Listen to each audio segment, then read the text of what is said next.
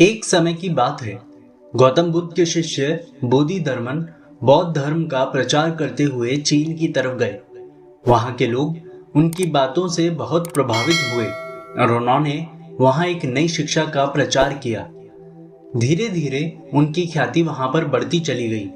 चीन के सम्राट ने भी इनके बारे में सुना कि वो एक महान दार्शनिक हैं और सभी की समस्याओं का समाधान भी करते हैं। चीन के सम्राट भी अपनी समस्या उनके पास लेकर गए। वो बोधिधर्मन से बोले, मैं बड़ा अशांत रहता हूँ। मेरे मन में अशांति मची रहती है। मैं ठीक से सो नहीं पाता। मैं कैसे इस अशांत मन को शांत कर सकता हूँ ताकि मुझे कुछ शांति मिल सके। कभी कभी तो मुझे ऐसा लगता है कि मुझसे अच्छा तो वो गरीब है जो काम करने के बाद रात को चैन से सो तो पाता है। मेरे पास बहुत धन दौलत है, एक बड़ा राज्य है, लेकिन फिर भी मेरा मन अशांत रहता है और रातों को मुझे नींद नहीं आती। क्या आप मेरी समस्या का समाधान कर सकते हैं? बोधिधर्मन ने कहा, हाँ, बिल्कुल कर सकता हूँ।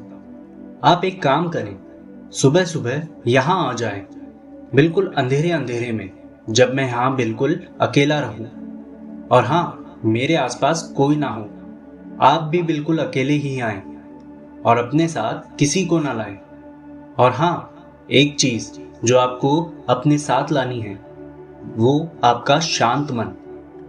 तो उस अशांत मन को अपने साथ जरूर लाना, नहीं तो मैं शांत किसे करूंगा? उसे घर पर मत छोड़ देना, मैं उसे जरूर शांत कर दूंगा, लेकिन उसे लाना जरूर। ये बात याद रखना सम्राट। ये बात सुनकर सम्राट घबरा गया और वो सोचने लगा कि ये आदमी तो पागल मालूम होता है।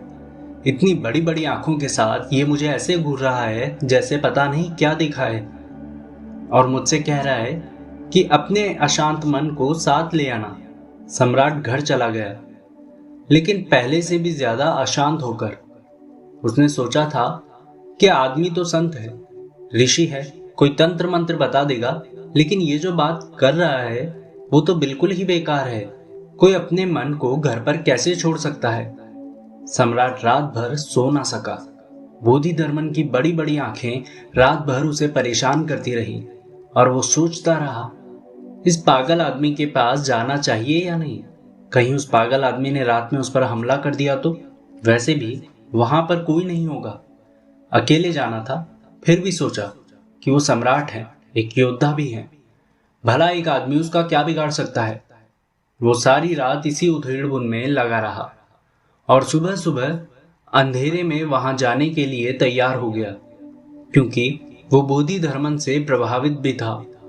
वो सुबह अंधेरे में बोधिधर्मन के पास पहुंचा और उसने देखा कि बोधिधर्मन अपनी झोपड़ी में डंडा लिए बैठे हैं। बोधिधर्मन ने सम्राट को देखते ही कहा, अच्छा, आ गए तुम। तुम्हारा शांत मन उसे साथ लाए हो ना? मैं उसे शांत करने के लिए ही बैठा हूं।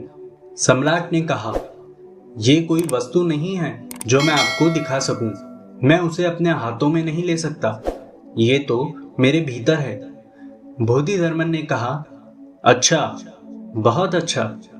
अपनी आंखें बंद करो और खोजने की चेष्टा करो कि वो अशांत मन तुम्हारे अंदर कहाँ है, और जैसे ही तुम उसे पकड़ लो, आंखें खोलना और मुझे बताना, तब मैं अपने डंडे से उसे शांत कर दूंगा। ये बात सुनकर सम्राट को विश्वास हो गया कि मैं एक पागल व्यक्ति के पास ही बैठा हूं और वो मुझ पर हमला भी कर सकता है। फिर भी सम्राट ने आंखें बंद कर ली। उसने चेष्टा की, बहुत कोशिश की, और वो बहुत भयभीत भी था, क्योंकि बोधिधर्मन अपना डंडा लिए बैठे थे, किसी भी क्षण चोट कर सकते थे। सम्राट भीतर खोजने की कोशिश कर रहे थे। उसे सब जगह खोजा, प्राणों की कोने कोने में खोजा, खूब खोजा कि वो कहाँ है, वो अशांत मन। और वो जितना उसे खोजते उतना वो दिखाई नहीं देता। जितना ही सम्राट ने खोजा उतना ही उसे बोध हुआ कि अशांति तो विलीन हो गई है, छाया की तरह। मन कहीं खो गया था। काफी समय गुजर गया और इसका भी उसे पता नहीं चला। उसका चेहरा शांत हो गया, वो बुद्ध की प्रतिमा जैसा हो गया। और जब सूर्योदय होने लगा तो बोधिधर्मन ने कहा, अब अपनी आंखें खोलो, लो, इतना पर्याप्त है। अब क्या तुम बता सकते हो कि तुम्हारा अशांत मन कहाँ है? सम्राट ने आंखें खोली वो इतना शांत था जितना कोई मनुष्य हो सकता था। उसने बोधिधर्मन के चरणों में अपना सर रख दिया और कहा, आपने उसे शांत कर दिया। सम्राट ने अपनी आत्मकथा में लिखा है, यह व्यक्ति अद्भुत है, चमत्कारी है। इसने कुछ किए बिना ही मेरे मन को शांत कर दिया और मुझे भी कुछ ना करना पड़ा। सिर्फ मैं अपने भीतर गया और मैंने खोजने की कोशिश की कि मन कहाँ है। निश्चित ही बोधिधर्मन ने सही कहा है कि पहले अपने को खोजो। जब तुम अपने को खोजते हो तो तुम्हारे उत्तर मिल जाते हैं और कोई प्रश्न शेष नहीं रहता।